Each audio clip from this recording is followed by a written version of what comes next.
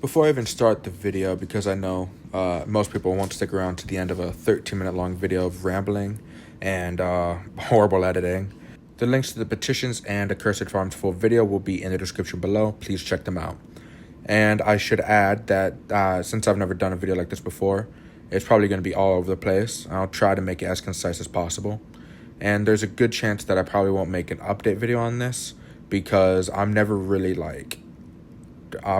there, you know. I don't really find out about this stuff until weeks after it happens. This is like a first for me. So anyway, on to the video.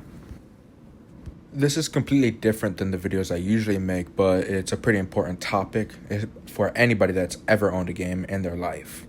So, Stop Killing Games, initiative that revolves around stopping the killing of games that people have already bought and purchased before. This is something that's going on quite a bit, especially recently. God forbid anybody bought Concord. How long did that shit last? 3 hours.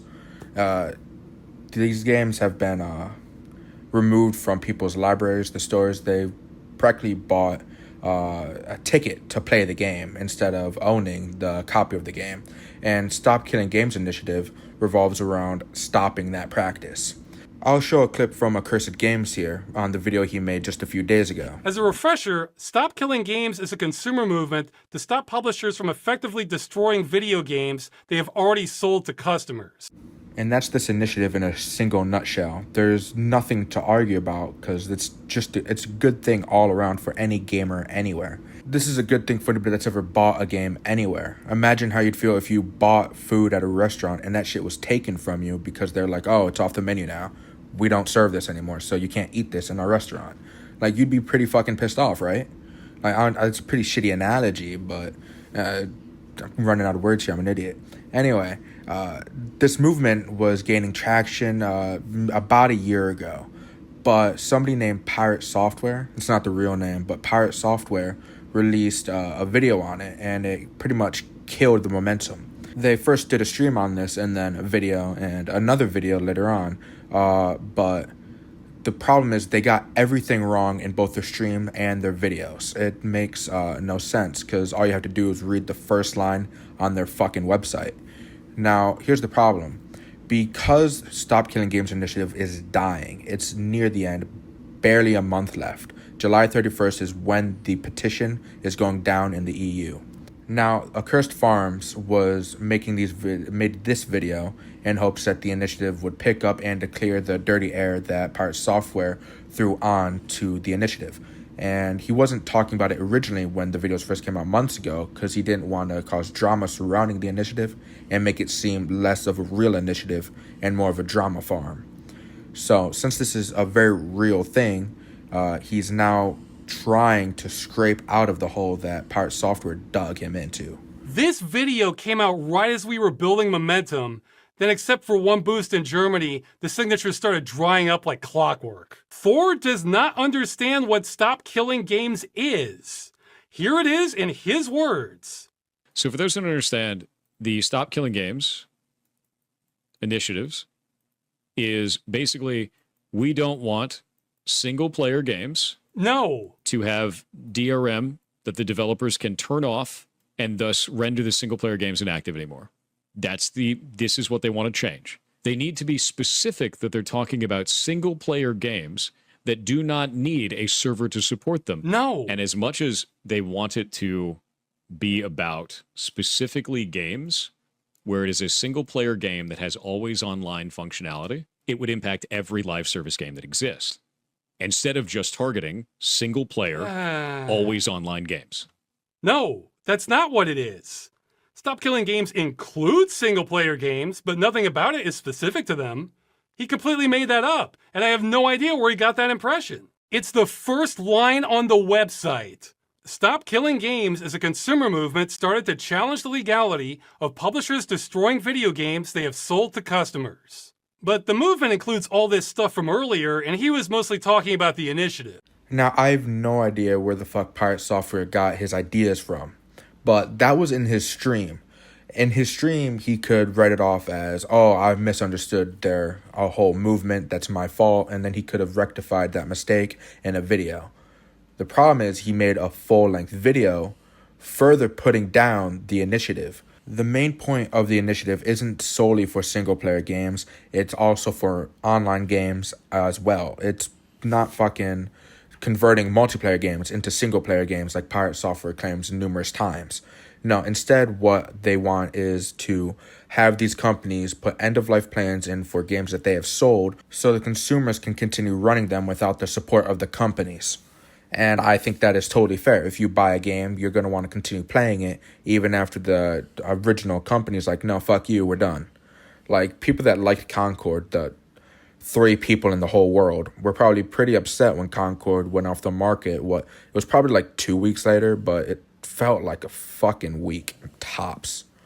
Well, the short version is the initiative is about requiring publishers to have end-of-life plans for games they've sold to customers in the future. So when they shut them down, customers can continue running them without their support. So that's one thing Thor doesn't understand, but he also seems to think this is about converting multiplayer games to single player. Transitioning an entire multiplayer server-side game into a single-player video game, which means rebalancing the entire experience around single player, rebuilding everything in the entire game. How are you going to do that with Final Fantasy XIV? You're just going to make all the raids soloable?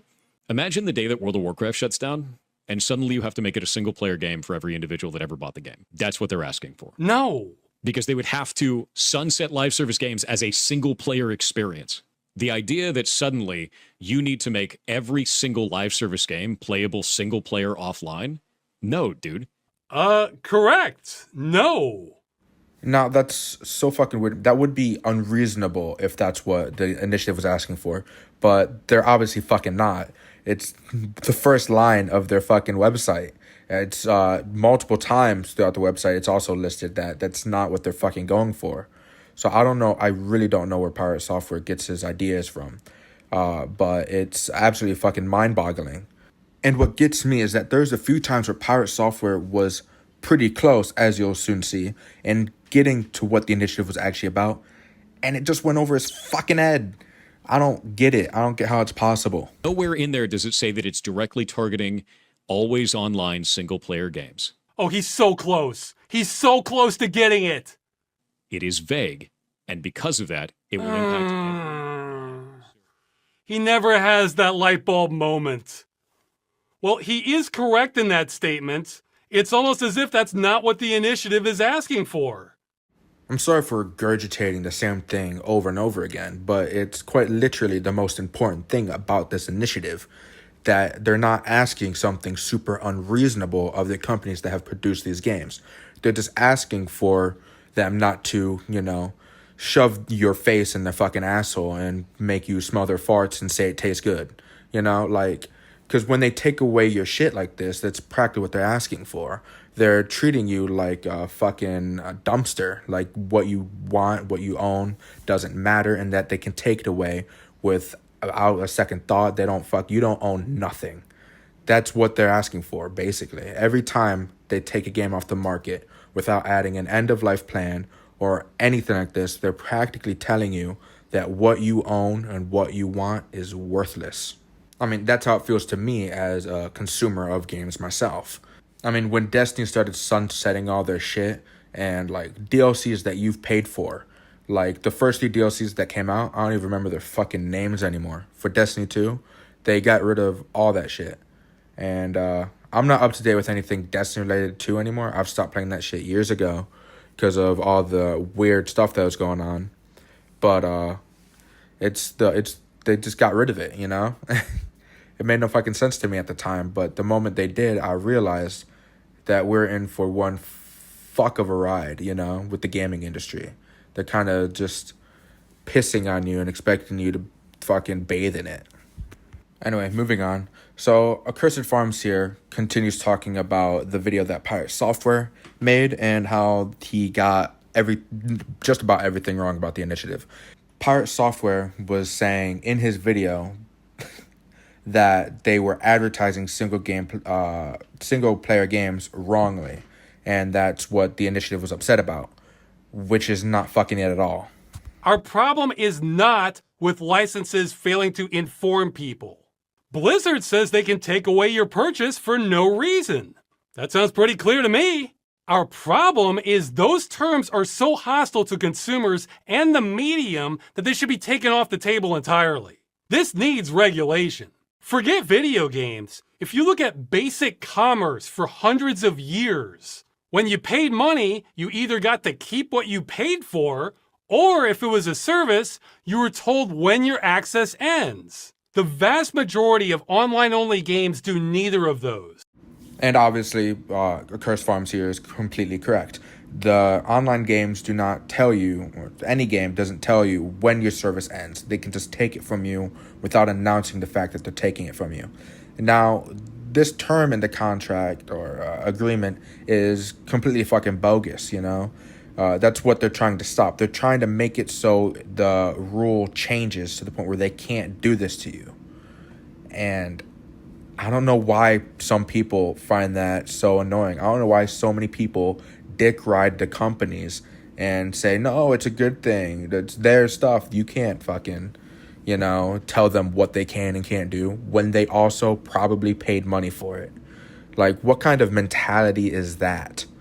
Now, I'm not going to show too many more clips. I'm sure there's 1,000 more people that can explain and do much better at explaining this than I possibly ever could. And if you watch this video, you'll get a much better in-depth explanation on all this stuff than I could ever provide you. Instead, I'll go ahead and show you one last clip. Win.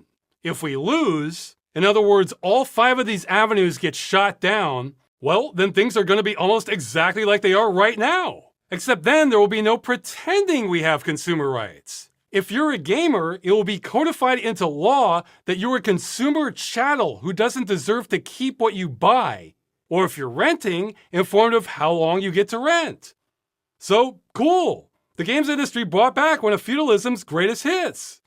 Now, throughout the video, Accursed Farms mentioned how important the petition is for the EU. The one in the UK, he doesn't have much hope for because of how shit it has been. It only has 50,000 petitions signed. It needs 100K just for it to go to Parliament. And he hasn't much hope for that one. Instead, he has one for the EU, which needs 1 million petitions signed. And it has a little over 500,000 at the moment. Now, I'll be linking both of those in the description. And you can unfortunately only sign the EU one, or either of them, if you live either in the EU or you are a citizen. So if you have dual citizenship, you don't have to actually be living there. You can still sign the petition. But unfortunately, if you're an American like me, you cannot sign anything. All you can do is spread the word and hope that somebody is a dual citizen that can sign it. The petition for the UK ends on July 14th or 15th. I can't quite remember. But the one in the EU ends on July 31st. Little over a month. It's pretty sad, and it's not a very nice reality, because either, exactly like he said, shit will stay the same, or it'll get better. But personally, I don't believe in petitions that much, but that's coming from an American. And if it's as well off in the EU when it comes to petitions as Accursed Farms and all these other people make it sound, then I'm praying and hoping that we get 1 million petitions signed on that petition, because I desperately want this to change. Because if I buy a game and that shit gets taken from me, I'm going to be pissed as hell. I was upset when Destiny 2 got taken away. If a game I actually like gets taken away, I'll be fucking fuming.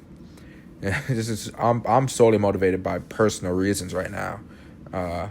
Anyway, I hope if you're in the EU, you sign the petition, and I hope you watch Accursed Farms' full video because it's very important. And that's about it. Until next time. Before we move on to the end card, in the process of making this video, it seems Pirate Software put out a response of his own. Unfortunately, I won't be able to show it, but he negated any fault. He said it was not his fault because he was not told off. Nobody told him that he had it wrong, which is completely false, because in his stream, people were telling him he was wrong. In the comments on his videos, people were telling him that he was wrong. He just chose to ignore it because it didn't come from Accursed Farms himself, which is extreme level of fucking arrogance. In his post and everything else, Pirate Software negates any level of fault off himself to everybody else. He was like, it's not my fault. Nobody told me. So basically, I actually don't even know how to respond to that. It's just the stupidest thing I've ever heard. Maybe I'll make a video covering it. Maybe I won't. I'm not really sure yet. But now that's really about it. Until next time. Subscribe to Sleepy Soul.